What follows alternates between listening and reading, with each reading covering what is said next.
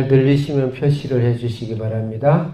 네, 정리하겠습니다. 고린도서 15장은 부활장이라 일명 말합니다. 그래서 너무 중요해서 지금 주일까지 쭉 짧게 쪼개서 묵상을 하는데 의미가 있다고 봅니다. 우리 신앙 안에서, 우리 기독교의 교리 안에서 가장 중요한 것이 부활이기 때문에 그렇습니다.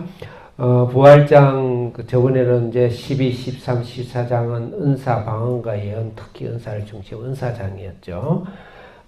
결혼과 우상 제물 이렇게 여러 가지 주제를 나열한 것. 성경은 항상 어록, 좋은 말을, 좋은 명언을 이렇게 무작위로 모아놓은 어록 집단이고, 여러 가지 잡다한 주제를 모아놓은 주제 집단이다. 그것도 아주 중요하지만 먼저 선행되어야 될 것이 그것을 통해서 전체 메시지, 전체 사실은 하나님 주시고자 하는 글이 있든 메시지가 있다는 것입니다. 예를 들어 이렇습니다. 구슬을 한다든지 진주를 하든지 다이아몬드를 하든지 그것이 각각 생긴 파란색 무슨 다이아몬드 하여튼 있겠죠.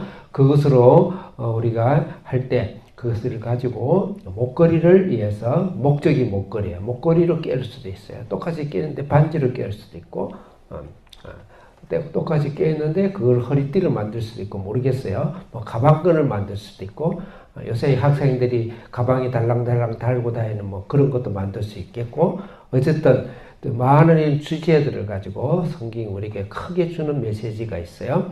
고린도 전서에는 크게는 하나님의 지혜와 세상의 지혜입니다. 고린도는 워낙 세상의 지혜와 세상의 문화와 세상의 풍토가 강하죠. 그래서 거기에 대해서 그것으로 하나님의 말씀과 예수 그리스도와 생명을 얻고 나서 그것에 묻혀 살지 말고 그것을 정복하고 내 안에 그런 때를 벗겨내고 하나님의 거룩함으로 새 사람이 되는 삶을 살아라.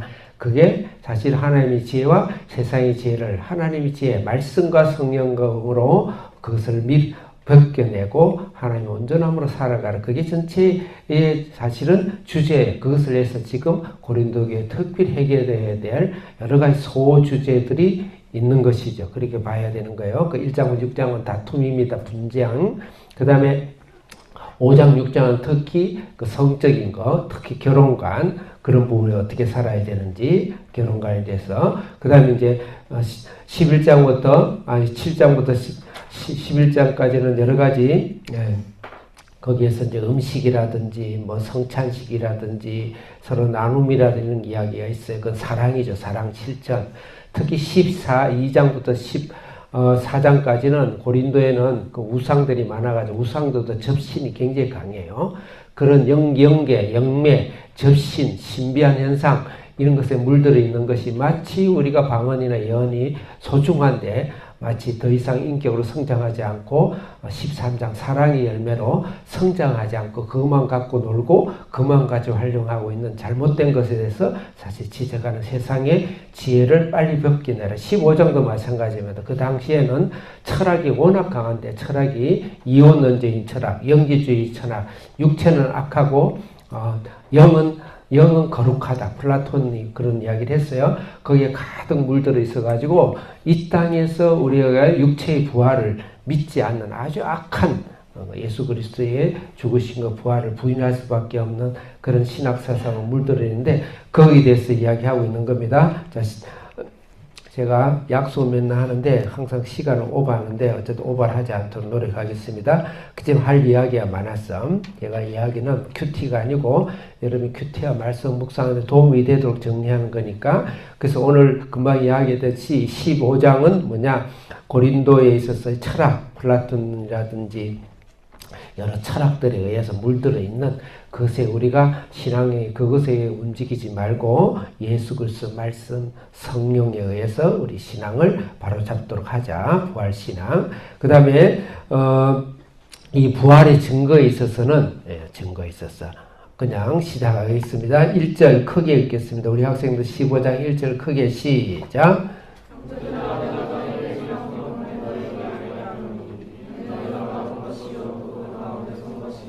크게 다시 2절 크게 한 목소리로 시작. 너희가 만일 내가 전한 그 말을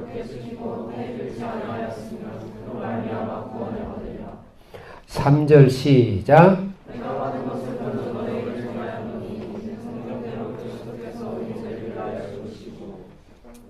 예, 3절 4절이 중요합니다. 4절 시작. 1절 2절은 서론이고 3절 4절을 위한 서론이죠. 3절을 성경대로라는 단어에 반드시 여러분들이 주목을 하셔야 돼요. 그래서 예수 그리스도와 이 부활은 예수님이 단순히 부활해서 그때 알은 것이 아니고 창세기부터 말라기까지 구약, 이 당시 성경은 구약이죠. 성경이 나오기 전이에요. 구약에 있어서 전체가 부활신앙으로 되어 있어요. 이사야도 엄청난 부활신앙으로 이야기해요.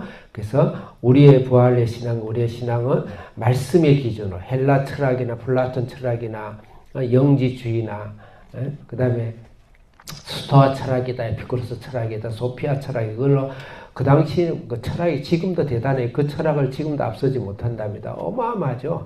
그런 지식에 물들지 말고 예수 그리스도의 말씀으로 이 세상의 지식을 해석하고 이 세상의 지식을 정복하고 이 세상 지식을 버리고 또 때로는 이 세상 지식을 주님 앞으로 돌이키고자 하는데 그것은 성경 말씀이에요. 그래서 모든 것은 우리 신앙은 성령께서도 살아있는 부활과 성령께서도 성경의 레일을 위해서 달리고 계시다는 걸 반드시 아셔야 된다. 그러니까 오늘 이단들이 이 성경을 자기 입맛대로 막 조절을 하죠. 그 성경대로 그냥 죽으시고 장사 지내고 그 다음에 사흘 만에 부활했다. 부활입니다. 부활신앙은 왜 중요한가?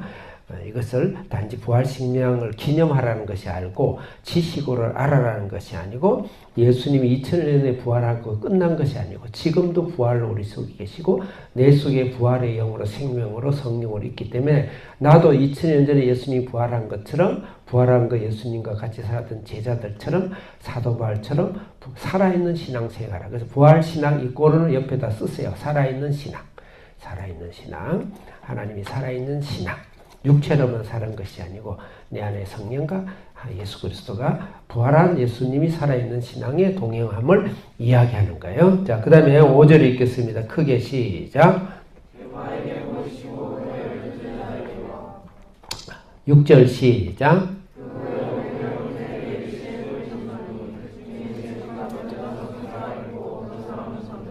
7절 시작. 8절 시작. 네, 여기서 이제 부활의 증인을 이야기하는 건 이 고린도인들은 부활을 한 예수님을 본 적이 없잖아요. 그죠? 본 적이 없죠. 그래서 그럼 우리는 무엇을 우리는 그 부활의 신앙으로 우리는 알아야 되는가? 첫째 성경 말씀이죠. 성경 말씀이죠. 근데 여기 나오는 열거한 사도들은 바로 성경의 권위입니다. 그래서 사도는 오늘 신사도 그런데 신사도라는 거 없어요. 사도는 12사도는 끝났어요. 사도 바울까지. 예, 그래서 사도라는 건 완전히 이단입니다. 물론 사도의 정신으로 해보겠다. 그건 좋아요. 근데 마치 본인이 사도인 것처럼 흰옷 입고 가운 입고 나와가지고 휙 하면 사람들 뒤로 쓰러지고 쓰러지는 것까지 내가 안 봤으니까 실제 내가 보면 알겠는데 진짜인지 가짜인지 저도 영분별이 있어서 근데 어쨌든 그걸 뭐라는 게 아니고 그건 그게 잘못됐어요. 사도는 12사도 끝났어요. 사도가 왜 중요한가? 성경의 권위입니다. 그래서 모든 성경은 사도의 권위로 쓰여져서 신약, 지금 신약 성경 만든다 몰몬교라든지 엄한 짓 하고 있는데 절대 아니에요. 이 땅 예수님 당시의 사도, 그 다음 그 사도가 직접 성령을 가르쳐가 사도 때 예수님 사도 때 생전한 그 사람에게 이임해서 복음을 쓴 그러니까 사도가 아니라도 누가라든지 마가는 사도가 아니지만 사도와 같이 있었던 사도의 영향력에 의해서 사도의 감수에 의해서 말씀을 쓴 것이죠. 그래서 성경의 권위가 굉장히 중요하다. 그래서 부활은 바로 사도와 말씀의 기준이 되어진다. 그것을 말씀하고 있는 겁니다. 9절 읽겠습니다. 시작.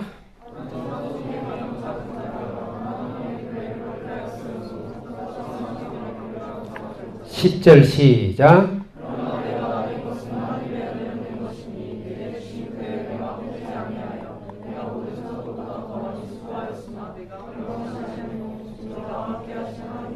아멘. 10절에 은혜가 몇 번 나와요? 3번이나 나오죠. 11절 시작.